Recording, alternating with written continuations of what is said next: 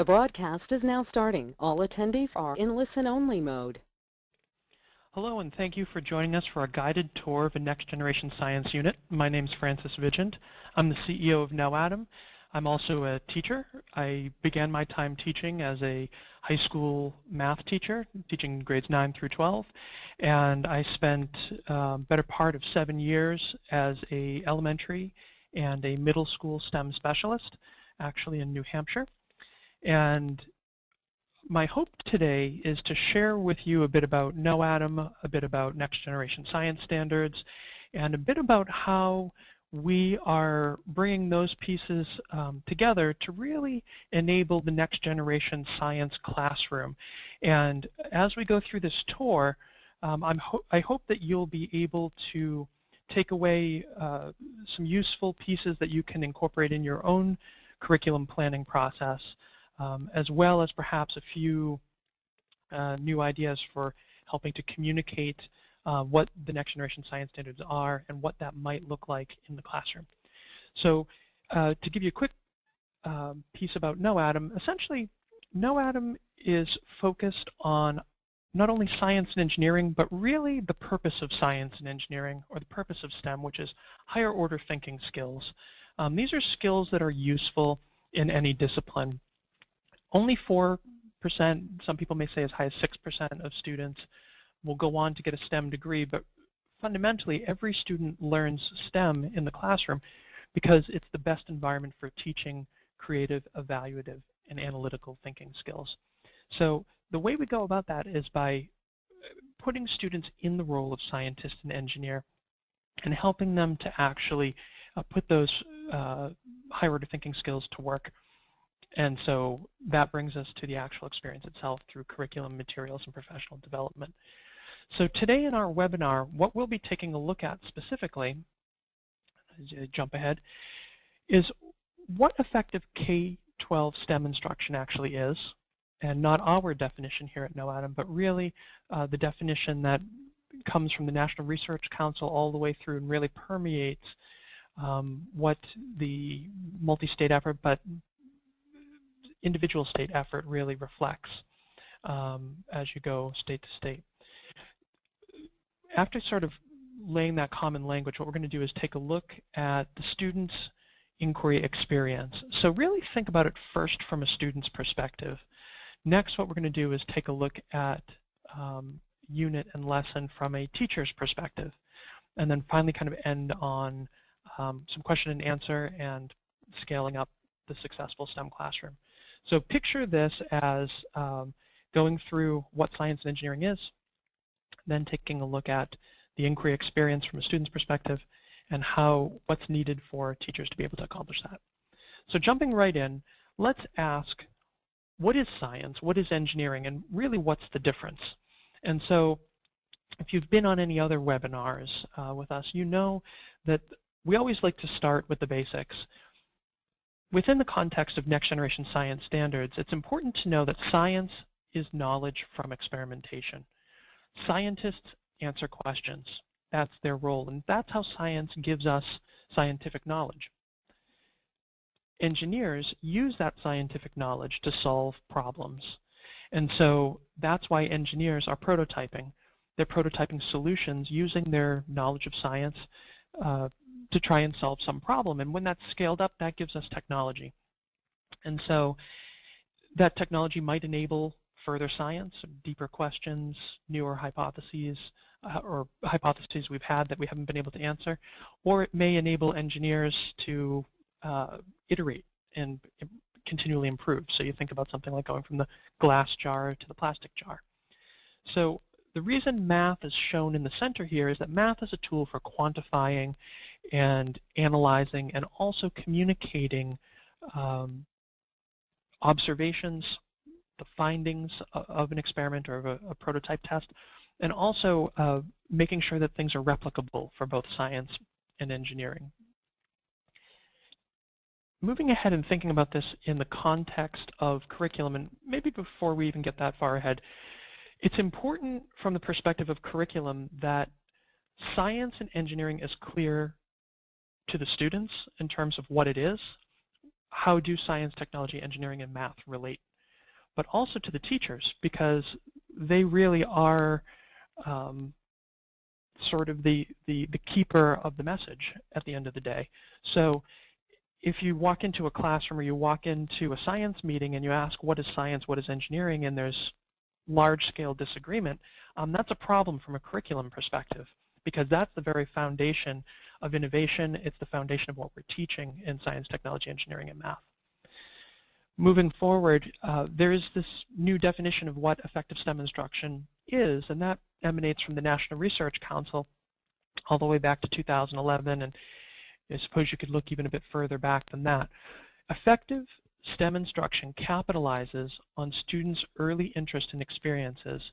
It identifies and builds on what they know and provides them with the experiences to engage them in the practices of science and sustain their interest. This is very intentional language, and effective STEM instruction itself is very intentional. So when we ask, what does effective STEM instruction look like? It looks like instruction that capitalizes on the student's early interest and experiences intentionally.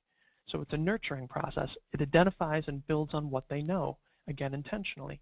It provides students with experiences to engage them in the practices of science and engineering. And that word practices is, again, very intentional. That is a dimension of the new next generation science standards. So engaging the students in those practices and also sustaining their interest. So it's keeping a scope and sequence and really a pace that is appropriate for the content, for the practices, and to engage those students. So the word practices will come up over and over as you explore curriculum, lessons, units, developing your own materials. It's important to just sort of take a moment and think, what are these STEM practices at a very high level? So you can break them down into these 8 basic practices, essentially. Within the standards documentation itself, you can get much more detailed. But essentially, from a student's perspective, a student must be able to be the one asking questions and defining problems. They need to be able to not only use a model, but develop it. They need to not only carry out investigations, but they need to be able to plan them. They need to be able to analyze the data. They need to be able to use math and computational thinking. And you can think about that even from the perspective of sources of error, orders of magnitude, operations that would be necessary to analyze a specific set of data. Students need to be able to construct an explanation in science, in a scientific context, design a solution in an engineering context. Again, this is the student in the driver's seat. They have to be able to engage in argument from evidence, and this is something that we've been doing for a long time in an ELA context, the idea of evidence-based arguments or evidence-based writing. But in the case of STEM, it's absolutely important. It's a STEM practice, and practices are skills specific to the discipline. And you can think about that as necessary in order to develop the discipline. Number 8, obtain, evaluate, and communicate information. So I put these words in blue to kind of help you understand that these are areas where curriculum traditionally falls short. It falls short because it's sometimes a departure from what children are used to, and it makes sense. These are thinking-oriented skills, so they're something that have to be learned intentionally, but they're things that take a bit of time. And so it's sometimes easier to give a model or give a planned investigation or analyze something for the students, but what you're doing in that situation is you're taking away the students' engagement in the practices and also their opportunity to really master them.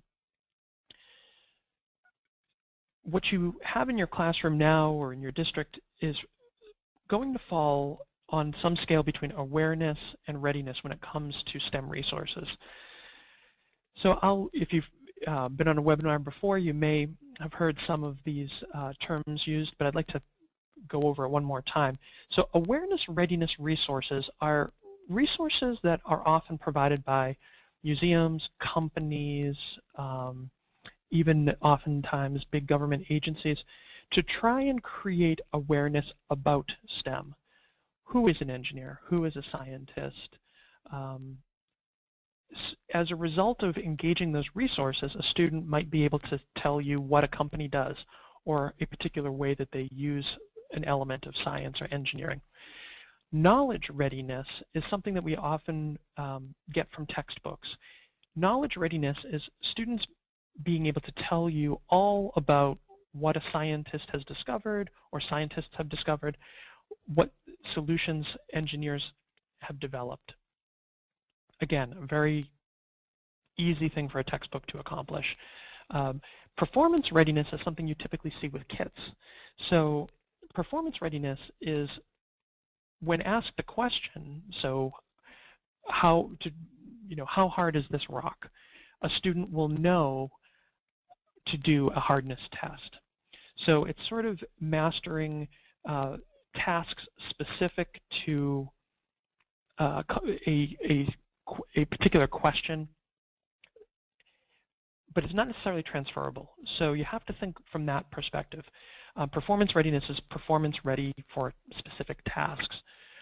Mastery readiness is really what we consider focusing on practice skills, or we think about it as transferable STEM skills, using skills to access content, developing those skills within the context of content, and really making sure that the skills are focused on equipping students to be able to answer questions and solve problems independent of their context. So an example here, we'll build on the rock example. If a student is given the context of a contractor building a home, and the contractor needs to decide what type of countertop they will use, and there are several different samples to choose from, and the contractor knows that they need to install a durable countertop, how should that contractor go about determining which material is most durable for a countertop? So a student would need to think about that question, which material is most durable for a countertop, and then be able to go through and pull the data necessary, frame or perhaps reframe the context a little bit to be able to take it apart, and then proceed through to come to some sort of evidence-based conclusion about which countertop is most durable. And we could even merge the two, and these could be different types of organic countertops. We could have wood, we could have granite, we could have marble, and so we could even bring that rock and mineral context into it. So it's really important as we kind of approach now looking at a lesson from the student's perspective that you realize that with the Next Generation Science Standards, we are learning in context. And that context has 3 dimensions. And when it comes to curriculum, it all comes down to how that student experiences the content and the context in the classroom. It's really what you're requiring them to do, but yet what opportunity you're giving them to engage the skills. So let's take a look.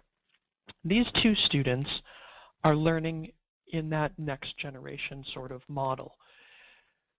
They're working together as a pair. They are taking apart a problem. They're identifying and taking apart a problem, and they are working through, engaged in the practices, a way of solving that problem using the materials, the resources that they have available. So that classroom environment needs to create that opportunity for the students to engage the practices. So that's what they're doing here. You also have to think about sustaining their interest. What they're doing is they are prototyping their solution, the 2 of them. Their solution is going to be different than the team next to them, the team behind them, and that's fine. It's an opportunity for them to sort of demonstrate their understanding of the practices, but also their ideas. And it's also building on what they know, because before they get to this point, they have already engaged in nonfiction reading, Socratic dialogue, and now they're actually planning that prototype and will then go on to build and test it. So that's where we're going to jump in here. So that nonfiction reading is essential to establishing background knowledge. Whether you're a rural community, would consider yourself suburban or urban or some hybrid, students will always come to your class with different experiences. And so what's important is that nonfiction reading played the role of a foundation that students can build on and actually connect their personal experience, whether or not they have one. It gives them a foundation to come back to and then begin to have conversations and consider as a context for what they'll be doing next. So that nonfiction reading plays that role. What's important in nonfiction reading? One, that it is intentional. So again, when KnowAtom approaches nonfiction reading, it's really from the perspective of purpose. Everything that we're doing is purposeful. So it's organized in sections according to the lessons. So lessons are not a particular period of 30 minutes, but it's really a group of concepts that create a context for students to be scientists and engineers. So that's what you see here. They are written in a grade level appropriate way, but also in a way that is respectful of the student and respectful of science, something that's engaging them in these concepts, connecting their world or elements of their world with other elements of the context. So here there's a specific sinkhole that's being talked about, and then it's being related to rock cycle and changes in the planet. So again, it's bringing the student out of isolation. Obviously, you would have checkpoints and review, as we do, and then connections to Common Core ELA and Common Core Math. Now, the examples, the screenshots I'm pulling here are from a grade 7 level.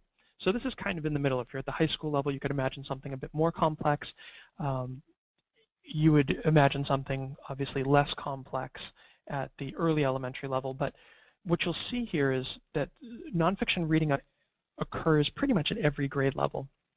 Those earlier grade levels may include trade books, and you may be having sort of a circle discussion or read aloud.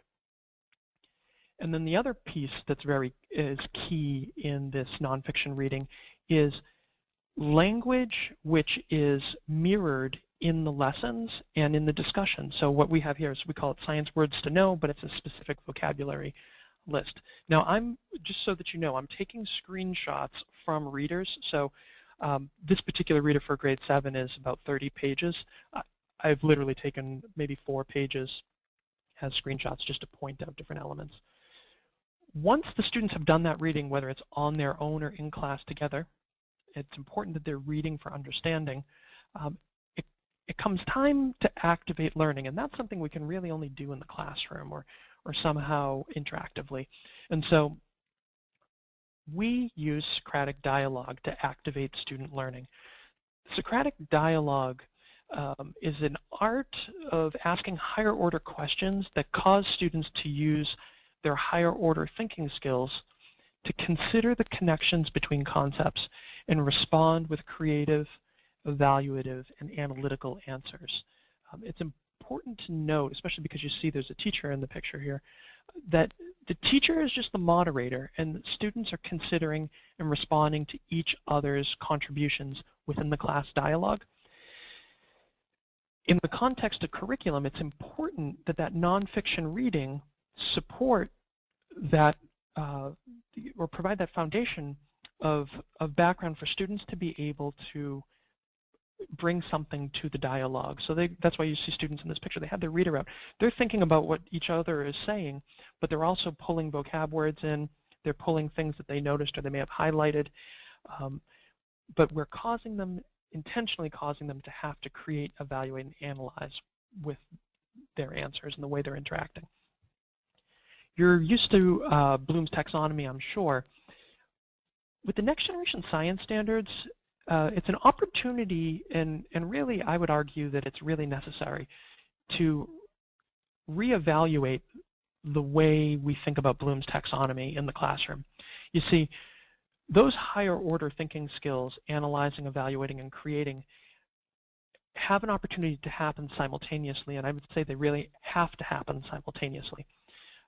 within that classroom context. So the classroom environment is now a place that's not focused on remembering and understanding and maybe applying, but really it's a classroom that's focused on creating, evaluating, and analyzing. That's when students are engaged in those practices, that's what's going on.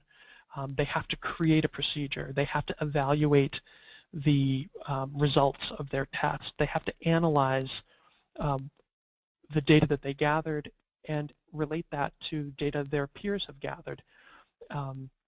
That Socratic dialogue is priming the pump. It's really getting that creative, evaluative, and analytical process going, and also applying that background content. So thinking about the documentation that you're creating for each unit and for each lesson, the nonfiction reading has to link very closely to the context for the discussion, so the vocabulary and concepts that will play out as students begin to solve problems and answer questions. And so one way that you can see that here is the questions that I've put up. Which of the following questions requires the highest order of thinking? So if you take 1 second, just read down these 6 questions. Most people get a little tripped up when they see hows and whys. Say, oh, those must be the highest order of thinking, why or how. And in reality, when you look down this list, it's actually an order from lowest to highest order of thinking. The lowest order being rocks are transformed in the rock cycle, because you just have to remember the definition of the word. Why did the car skid to a stop? That just requires understanding that, especially if we're using an image, so let's say a car on a snowy road, you just need to know that snow reduces friction or can cause a car to skid to a stop. The reason that number 6 is the highest order is that it requires students to have to create an explanation or really a plan for how scientists could use sound to catch fish. So when we think about that Socratic dialogue, it's really geared around this higher order questioning. Once you've sort of wrap up that Socratic dialogue, now it's all about connecting knowledge with the practices. So you've begun doing that in the dialogue, but it has to do with planning a experiment or planning a prototype and a prototype test. So within science, if we are answering a question, we are going to be planning experiments. Within the context of engineering, if we are trying to solve a problem, then we're being engineers, so we have to go through and actually design and then test prototypes. So that's what's going on here in student lab notebooks. So the word lab notebook sometimes gets a bad rap. It's not note-taking, it's actually students creating a text, a scientific text, but it's also an ELA text. So this is a key area within curriculum where there's crossover in the next generation science standards between the performance expectations and ELA and math, because it's an opportunity to engage those Common Core math practices and also those Common Core technical ELA standards. How are we doing that? We're doing it, so ELA standards are coming through nonfiction reading, the actual student text that they're creating, that plan. And then math, it's happening through the data collection, the analytics, and then the specific data they're using to support their conclusion about whatever prototype or test that they have done. At the core of it all, though, is the creative, evaluative, and analytical thinking skills. And we could add history and math in here as well, music, art. There's lots of crossover. So one of the great things about the Next Generation Science Standards is it's giving us a very rich context to teach across the standards. And so when I talk about the students creating a text, and this is, again, the 7th grade level, here's an exemplar from the teacher's piece where you can kind of see, as a student would go from question to conclusion, they're going to be going through different phases, thinking about what they already know, basically making a prediction, thinking about how they're going to test their prediction. You'll recognize this as the scientific process or the scientific method. And I want to stop here for a second and just caution you, we are not saying that science is linear. We're not saying that engineering is linear when you look at the engineering design process. What we are saying is that just like the writing process, where you would draft, do a peer review, rewrite, and then publish, those are useful steps. That's what you have here, is you have a useful logic. And does it mean that when you write an email to a colleague, you run out for a peer review? No. Does that mean when a scientific question is answered scientifically that you always have research as a part of that? No. But by and large, these processes are key to progressing from a question to a data-based conclusion in the case of science, and then the engineering design process to go from a problem you've identified to a data-based conclusion about whether a prototype should be refined or replicated. Processes are important. So it's important not to throw the baby out with the bathwater. Now, when we think about those Common Core ELA standards, the way they manifest themselves in curriculum for the next generation science standards is, and this is a few examples I've pulled from middle school level, using text to support analysis of science, summarizing text distinct from prior knowledge, following precisely a multi-step procedure. Now this is an important distinction. Most people, especially as we start to get into middle school, give students procedures to follow. That's not science. It's not engineering. It's actually ELA. And so, and it's also not engaging them in the practices of science and engineering. So it's really something that's important to point out. Information expressed visually, ELA, and then again, distinguishing from among facts, reason, judgment, and research findings. So that conclusion plays a key role as students debrief in achieving the goals of the Common Core. When it comes to Common Core math, making sense of problems, reasoning abstractly, constructing a viable argument, critiquing others' arguments, modeling with math, attending to precision, using tools strategically, these are all parts of that context, what students should be doing in the classroom. The curriculum needs to be designed to engage students in these practices, the science and engineering practices, but also math practices, if it's really well designed. What does that look like in the classroom? It looks like this. Once we have gone through sort of a planning process, the students are actually accessing STEM content with their practice skills, and that's a key nuance to the new next generation science standards that's really different from prior standards, especially if you're from a state that did not previously include inquiry standards. So by students planning their investigations, they now can take their plan, they're using their practice skills, and now can take their plan and actually access that content, work with it, and then develop it. And they can do it personally. And that's really important. It's their ideas. So within this class, every team has a different prototype. They're all maybe working on they've identified the same problem, but they're going about solving it differently. They're collecting maybe similar data, but the data is going to all be different. And they're going to arrive to different conclusions. And these are all sort of different contexts. So you may see suburban, urban, urban, whether you have access to outdoor space or not, it doesn't even matter, because here's an image from students who are using KnowAtom curriculum in refugee camps actually in the Middle East. And you can see even in the most severe of contexts where there are no desks, no tables, students are engaging the practices and exhibiting similar behavior as those who are right here outside our door.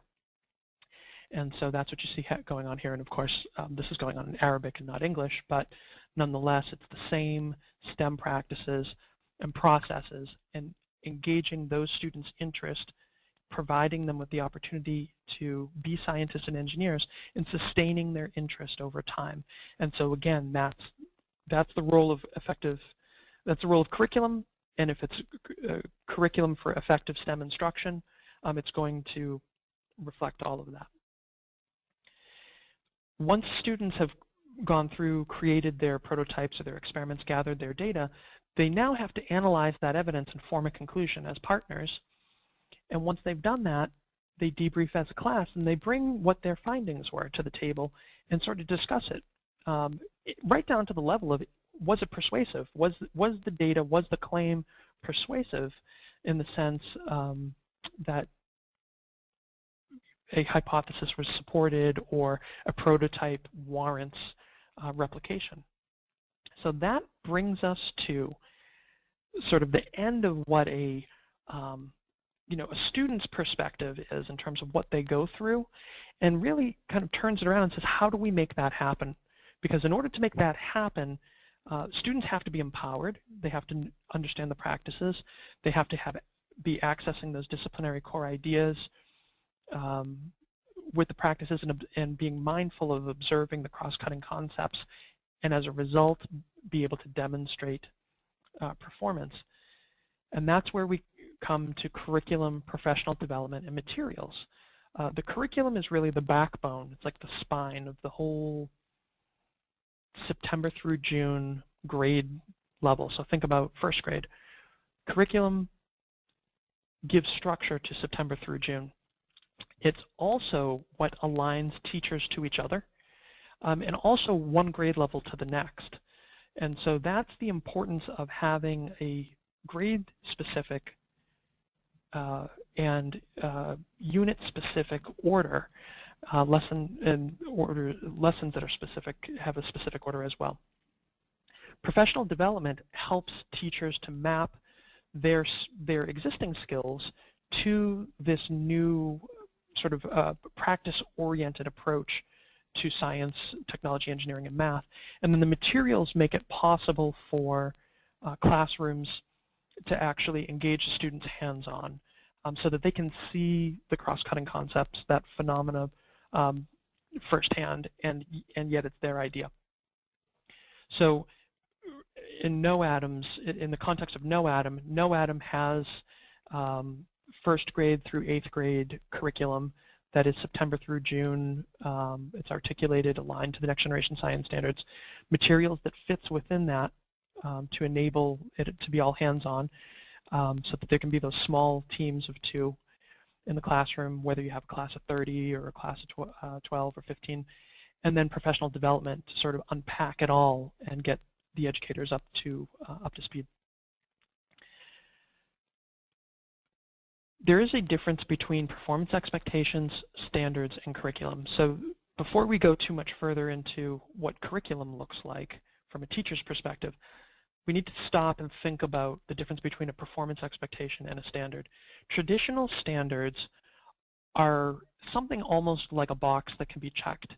If the student understands that a sedimentary rock is made of layers of sediment, you can check the box. Inquiry standards, states that have inquiry standards are slightly different, but it's still very much a linear kind of box checking, fact-oriented model. Performance expectations in the new next generation science standards, even though it has the word standards in there, are performance expectations. So in this webinar, I'm kind of using them interchangeably, but a performance expectation really lays out, as a result of instruction and as a result of effective STEM instruction, students should be able to demonstrate that standard. And so what I have up here is standard 5-LS2-1. Develop a model to describe the movement of matter among plants, animals, decomposers, and the environment. So a student who has gone through effective STEM instruction, they should be able to develop a model on their own to describe the movement of matter among plants, animals, decomposers, and the environment. And they should be able to do it within the context of these 3 dimensions. So science and engineering practices, those are the skills specific to the discipline. Disciplinary core ideas, that's that kind of content base that's a little bit more system-oriented now. And then the cross-cutting concepts. Curriculum The job of curriculum is to bring that context to the classroom and actually define the classroom context. And that's why September through June is so important. Curriculum isn't sort of a binder of 10 sheets of paper that says, in September you will do rocks and minerals and these 10 vocabulary words. It's well beyond that. It's something that supports educators to be able to connect up with the mission of the district, to be able to connect up with these standards, and then nurture those students all the way from September through June in a way that picks up where their colleagues from the previous grade level left off, and also where their colleagues in the next grade level will pick up.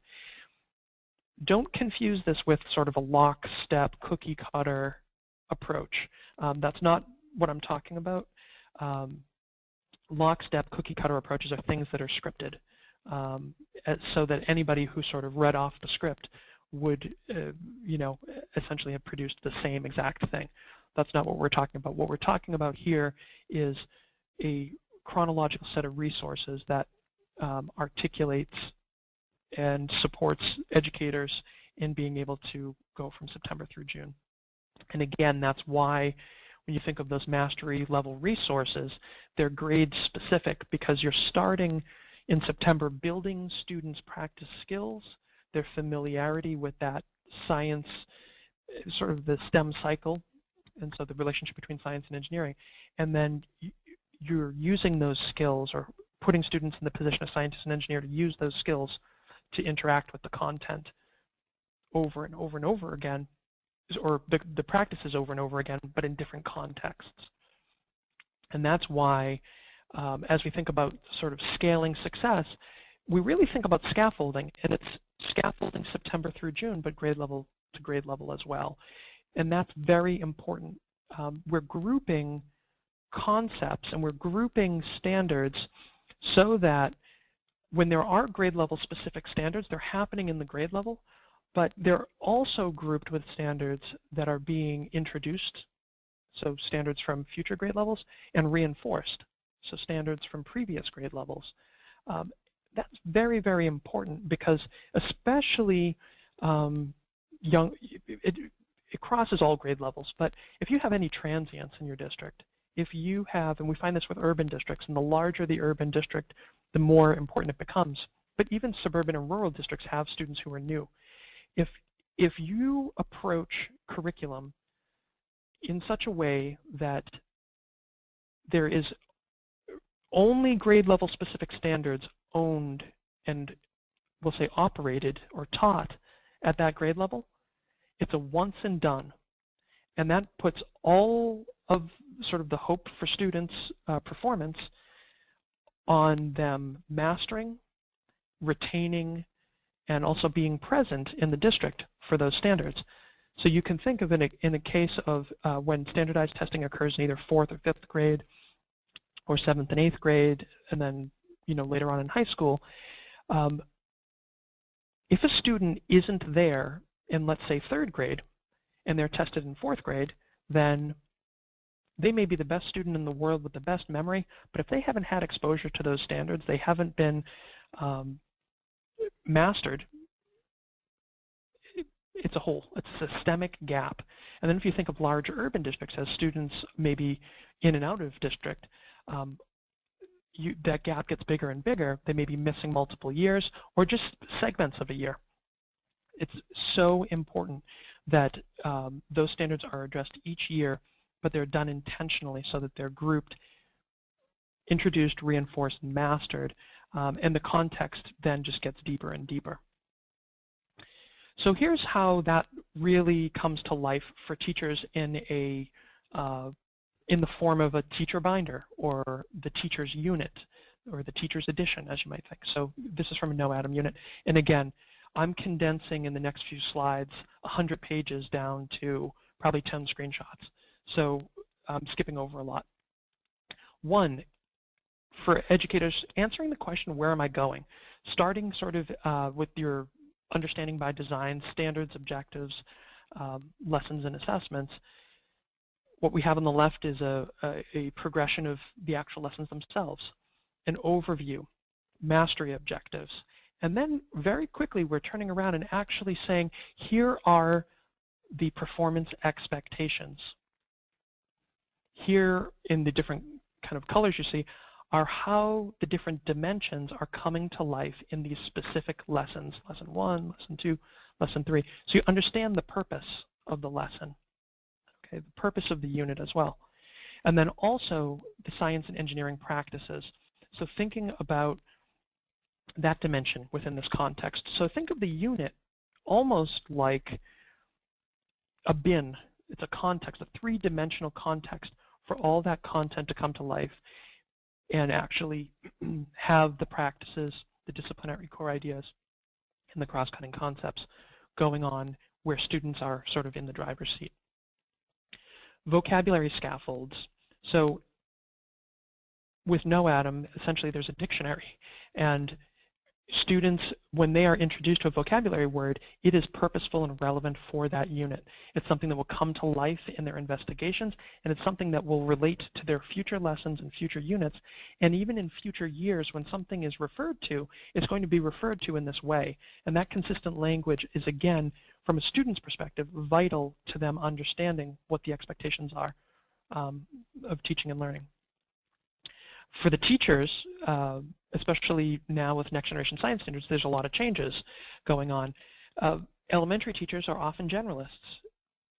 Even middle school teachers who may have specialized in one area or another, high school teachers, it's important that the curriculum involve teacher background. And so I've taken a couple pages of screenshots here just to show you that what we're doing is at an adult's level, taking the concepts and putting them in context so that the teachers are well equipped with background knowledge to lead those Socratic dialogues with their class, and also understand the broader context of why this is relevant so they can help answer that for students.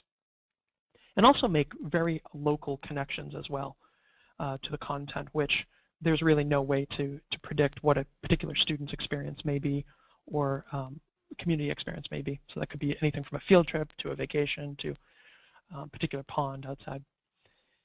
After that sort of teacher background, we come to the actual lesson itself. So this is how we're equipping educators to be able to have that gradual release of responsibility from September through June, but also to reliably create a next generation inquiry environment. So we've got an objective, and then you see all the materials, consumable, non-consumable. Everything in that box is stuff, when you saw the materials with the palette of boxes, that's stuff that we're providing. So if you're a KnowAtom user, this is, you're familiar with this. If you're not, this is what we would provide, or you would be providing, I guess, as part of your curriculum. The preparation notes that are here are not preparation notes about collecting bottles or cutting them. They're preparation notes that point out logistics for teachers, so that when we think of the teacher's user experience, in order to successfully create this inquiry environment and manage it, these are the best practices. So we've incorporated them here. And then for the brand new teacher, we have sort of primed the pump right there to get them going with discussion, with those higher order questions. So we're supporting the Socratic dialogue. We're helping point out where to use the visuals. So all of this is available online electronically, and so the visuals are electronic, which is why you see kind of an inset here. But it's important that whatever curriculum you're designing, that you're supporting teachers to help them understand what resources they have and where they fit in the context of that inquiry environment. And we're even helping them understand where to end a block. So you see your block 1, 2. If you only had a 45-minute block, you'd end here and then pick up the next day. Otherwise, you might keep going. In terms of supporting that gradual release of responsibility for each unit, we provide for the teacher a method of doing really a guided instruction, and then through professional development, and there's actually a whole cover page set that's a part of this too.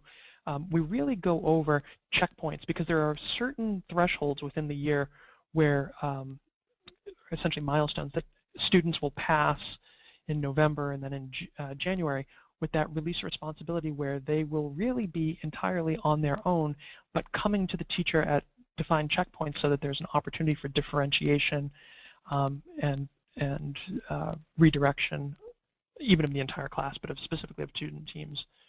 And then here's an exemplar for the teacher to kind of get a sense. So each lesson where there's a full lab going on, this is the kind of structure that's happening. And even when there isn't a full lab, there's still this structure. It's just a matter of a different activity taking place. There's a question of assessment. So how do you assess all of this? The students' labs are formative and summative assessments in and of themselves, and they really are the core, because that's where you see how students are, the results of their engagement in the practices, also their understanding of the disciplinary core ideas and the cross-cutting concepts, and if they can perform the expectation.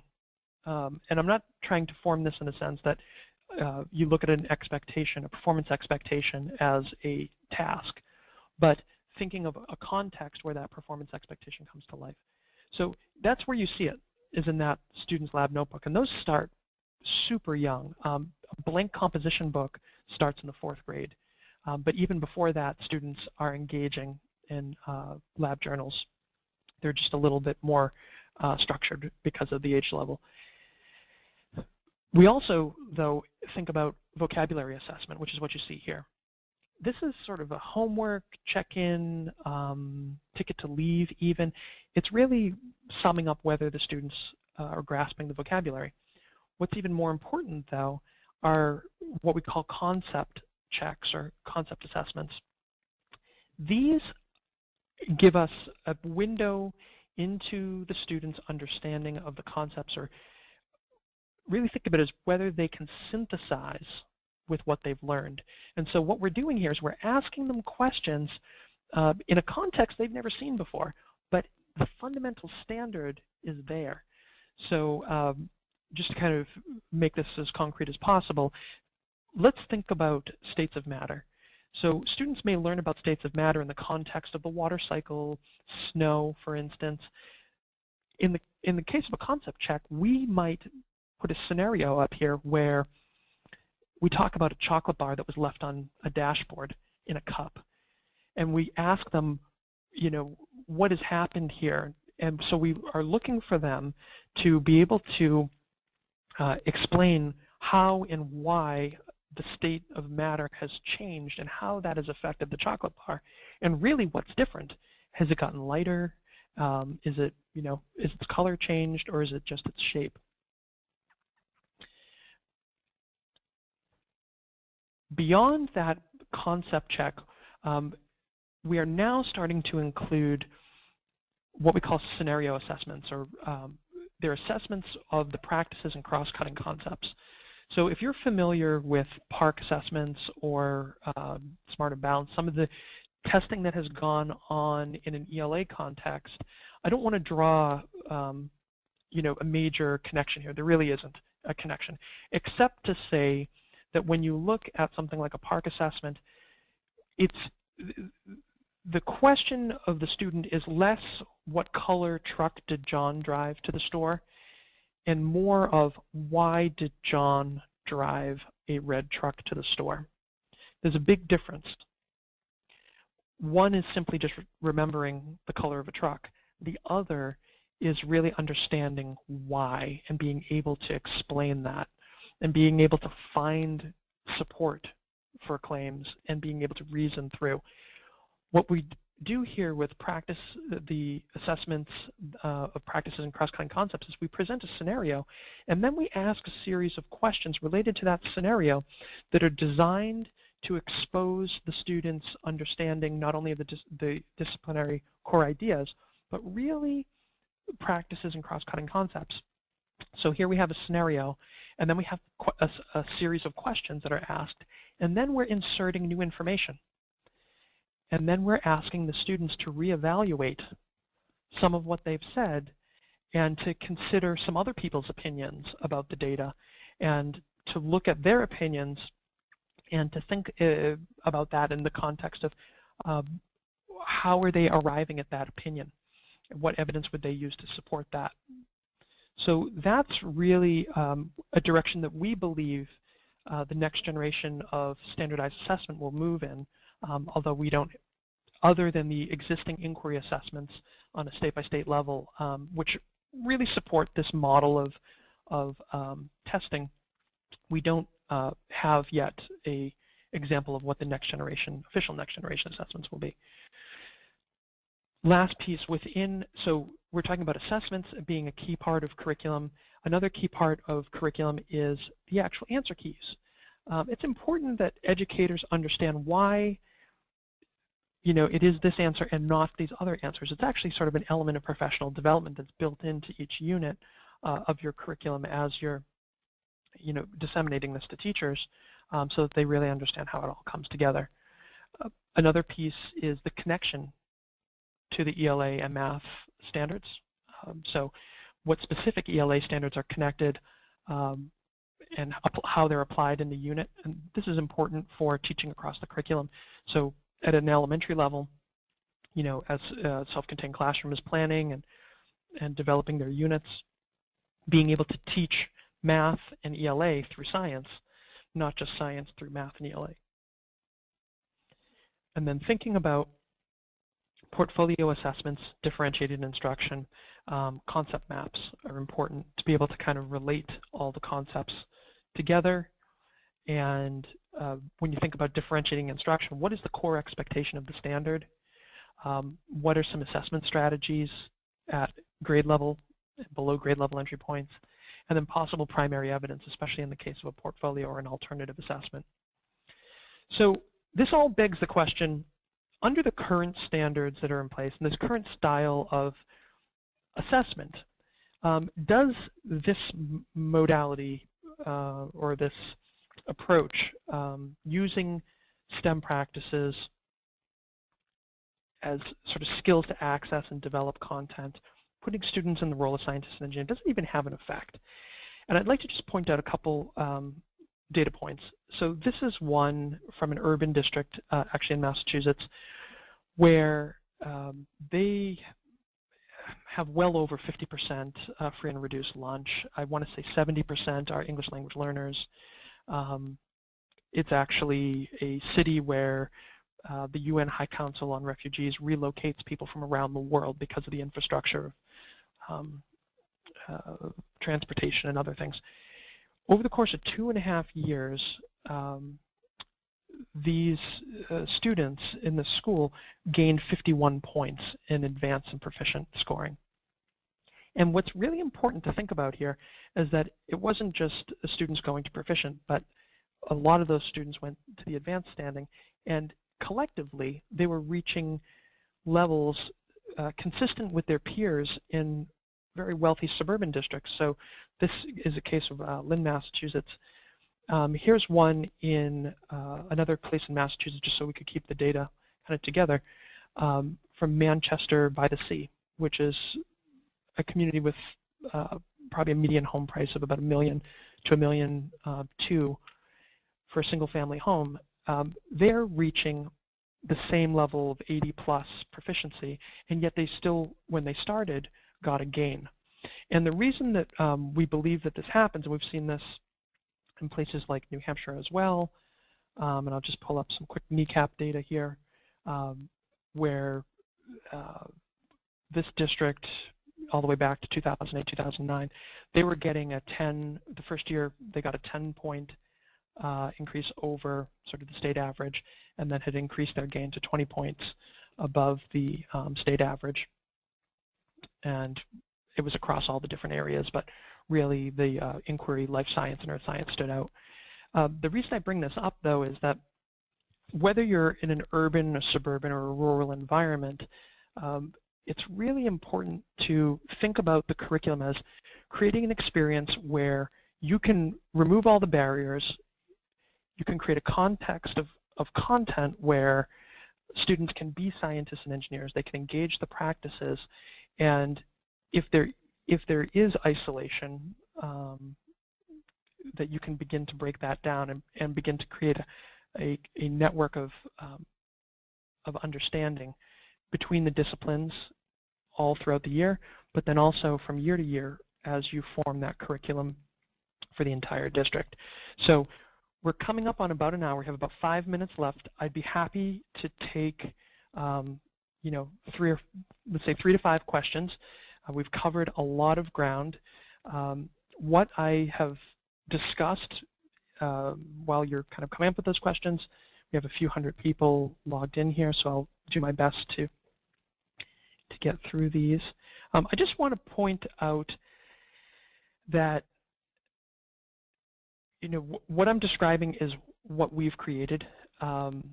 It's what we know to be effective, and what we believe, you know, will continue to be effective simply through the data and also monitoring and observations that we've done. Are there other approaches? I'm sure there will be. Right now, most resources aren't quite there yet. I'm sure there are some out there, but that connection between the curriculum, the materials, and the professional development is absolutely vital, and that structure for the teacher is absolutely vital in order to pull this all together. And without materials, it's really pretty difficult to be able to engage anything hands-on, especially without putting it back on the teacher to have to source all that themselves. So I'm going to go through these questions. Give you 1 second, grab a few more.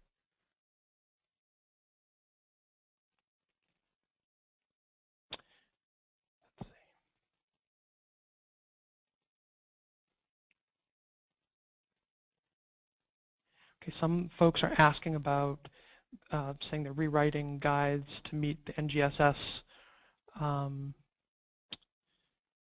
standards, and they're looking for supplements. You're welcome to reach out. If Mary Ellen is the one to reach out to, the curriculum specialist. Her email is mdelacy@knowatom.com, and her telephone number is right there on your screen too, 617-475-3475, extension 2006. KnowAtom isn't really a supplement. KnowAtom really, it will achieve the goals of next generation science standards for your district, whether it's for a classroom or a school or, you know, 1st grade through 8th grade. Supplements are tricky because what's going to be on you as you're supplementing is to make sure that all of those connections happen. So the vocabulary in the reading matches what you need for your Socratic dialogue or your discussions in class, and that matches the use of vocabulary and the experience that is going on in whatever investigations that you have pulled together, and then that matches any assessments that you've pulled together. So it's a tricky balance.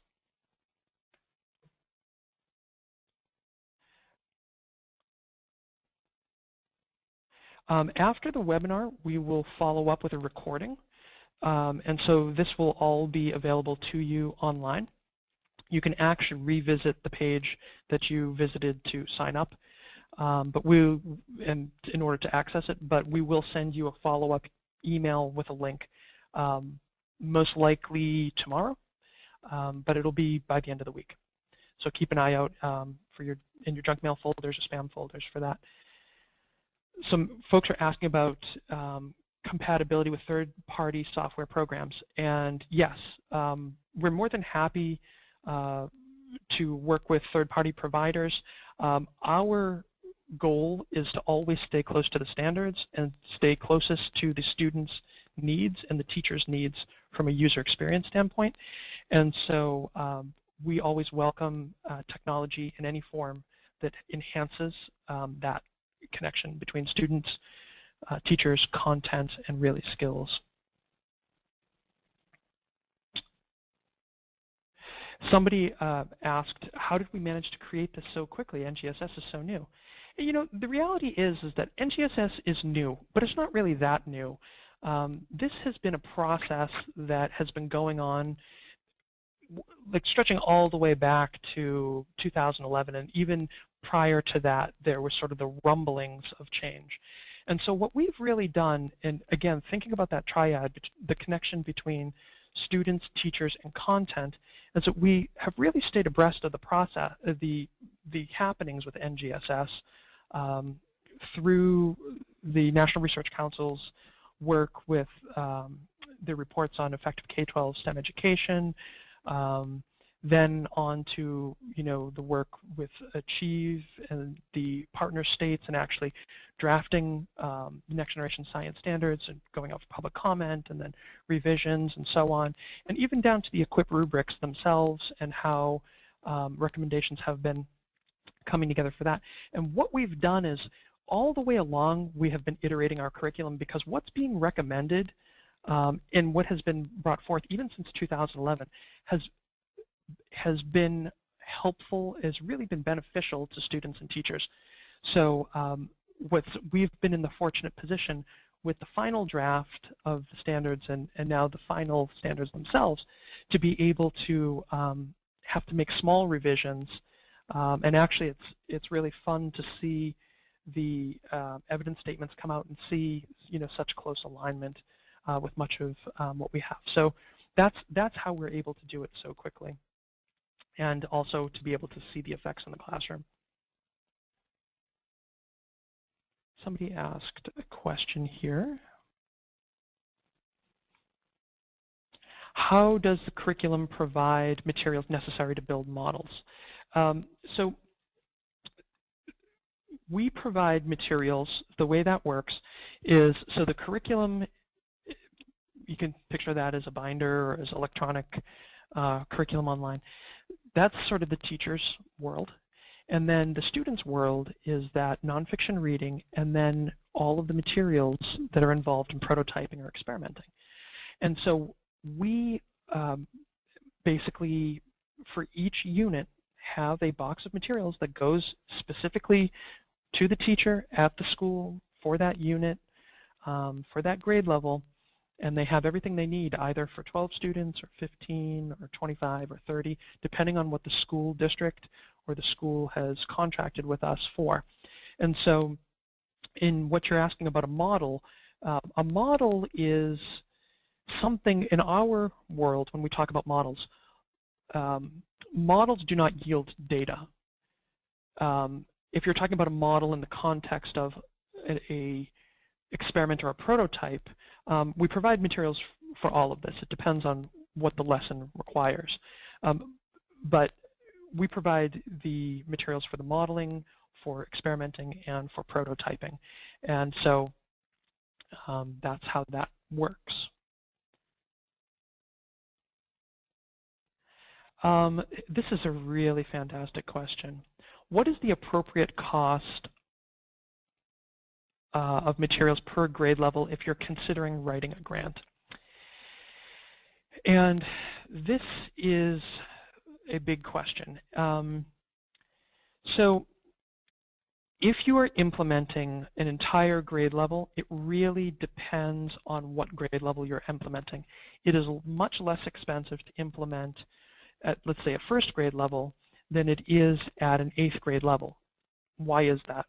One, the density of the standards, the density of the content is greater.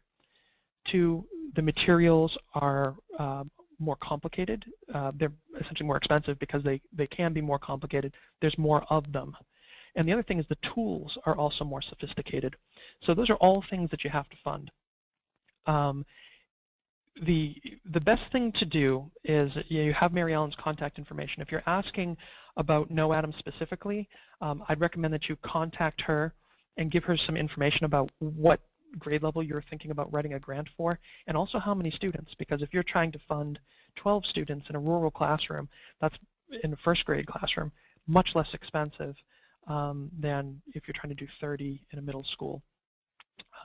But order of magnitude, I would say a couple $1,000s is the kind of thing that you want to be thinking about. You know, if you are not thinking in that realm, whether you're creating your own curriculum or not, it's going to be hard to get all the tools and equipment and materials you need together. Someone else asked, does your curriculum require a textbook? And the answer is no. It doesn't require a textbook. That nonfiction reading is actually kind of, it's like a secret textbook, because each unit, so let's say there's 9 units in a grade level, each unit, the students at a middle school level are doing 30 pages of nonfiction reading. So 9 times 30 is essentially more nonfiction reading than you would do in the average textbook at that level, but yet it's all targeted, and when you think about just 20 little pages, it's like a weekly reader. It's very approachable. Someone else asked, are supplements even necessary with KnowAtom? No. We don't want teachers and districts to have to supplement anything. We designed this program, we've been at this for 10 years. We designed this with urban districts and rural districts in mind. We really went into urban districts first because those urban classrooms are often isolated. Could be isolated from professional development, materials, things have moved between buildings, who knows what.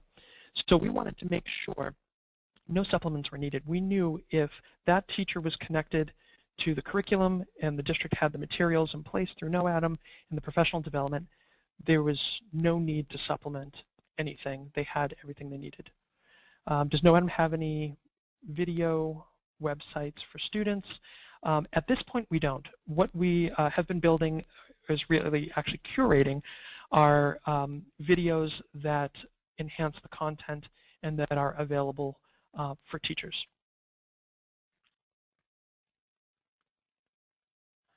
If you have any questions about specific, there's some questions here about specific communities. We'd be happy to work with you or to answer any questions. Please feel free to reach out to us. My email as well as Mary Ellen's and the phone numbers there. A couple other questions in here, and I'm happy. I'll stay a bit longer to answer. We do have a lot of questions. How's the curriculum paced? This is a really important question as well. So the curriculum is paced basically a unit per month. At the elementary level, it's about 2 to 2.5 weeks per unit. But let's just, for the sake of argument, say it's 9 units, so a unit per month, sort of a school month.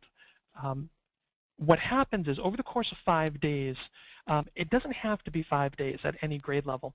The way we've designed this is so that if you have, like in an early elementary setting, little chunks of time, 15 minutes, 20 minutes, 45 minutes, you can piece it together and you can make the whole lesson work. A unit contains multiple lessons, and so that monthly unit will contain 3 or 4 lessons. The lesson will span multiple days. And so you might, depending on the grade level, be sending the nonfiction reading home. In other cases, you might have that go on in school, and then you'll follow up with that Socratic dialogue and so on. Basically, time on learning is a key component here. So time on learning at an early elementary level, minimum, you're talking about 1 hour and 45 minutes a week. At an elementary, sort of that 3 through 5 span, you're looking at about 2.5 hours a week. And at the middle school level, you're looking at about 3 hours, 45 minutes plus. And that really depends on whether you have a larger block, a couple days a week, or whether you have smaller blocks every day of the week, like a 45-minute, 55-minute period. It's designed to fit either, and the way that works is essentially you've got frictional loss between periods, and so that's why that's an important thing to kind of keep in mind. So the 3 hours and 45 minutes is really the minimum. If you have 55 minutes a day, basically you're doing a lesson a week, and it's just different segments each day.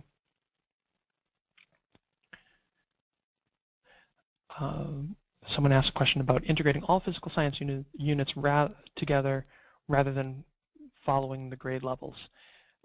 That's sort of the once and done approach that we were talking about, and it's really risky. They're all integrated together. That's how we approach it, but it's not just 1 year. There is an element of physical science each year, and that's important.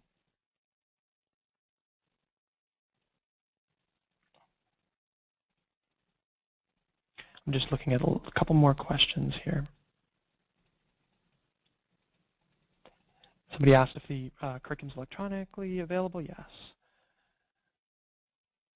it is, and there's a login when districts contract that make that access available, and then depending on how the district is contracted with KnowAtom, we give access to multiple grade levels.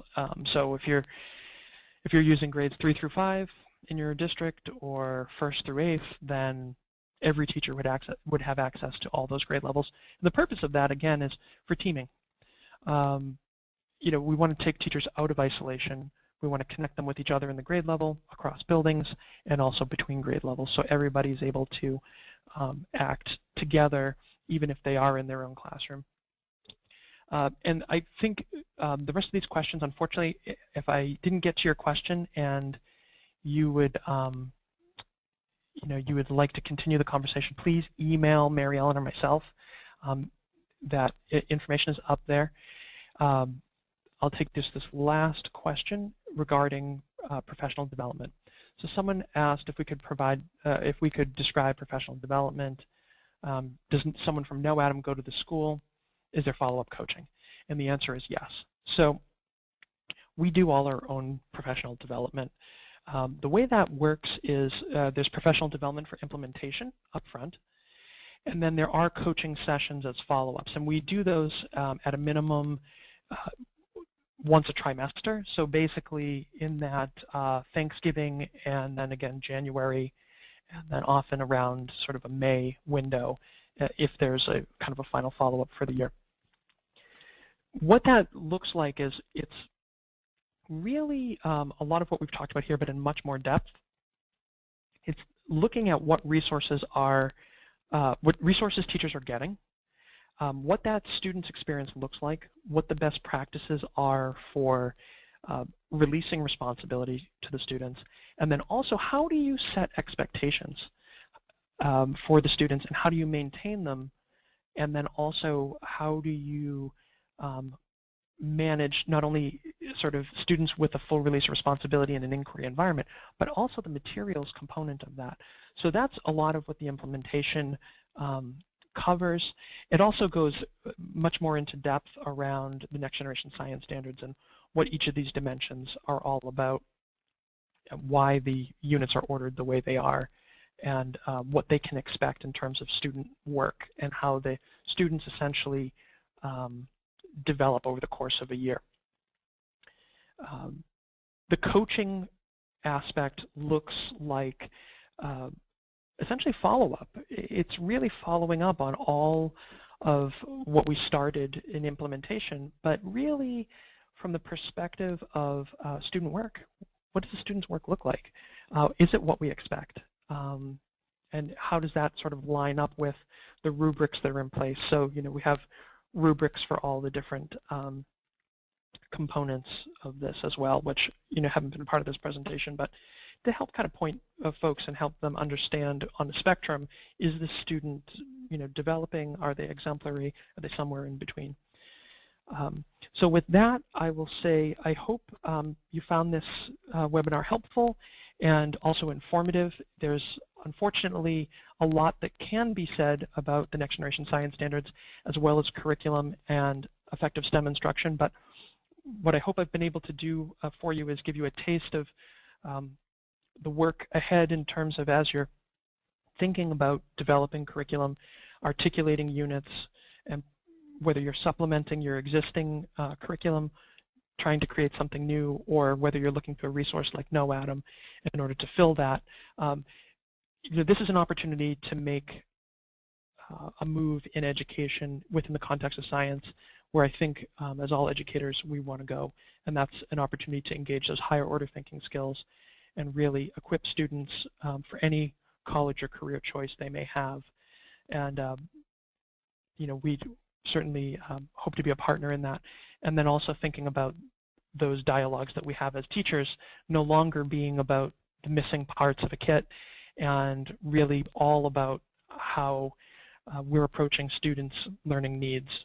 And while we may be attempting to solve the same problems, we now have that apples-to-apples discussion. Thank you for your time, and please keep an eye out for that email. If you do have any questions, feel free to follow up. My email, fvigent@knowatom.com. Mary Ellen's email is mdelacy@knowatom.com, and her number there is 617-475-3000.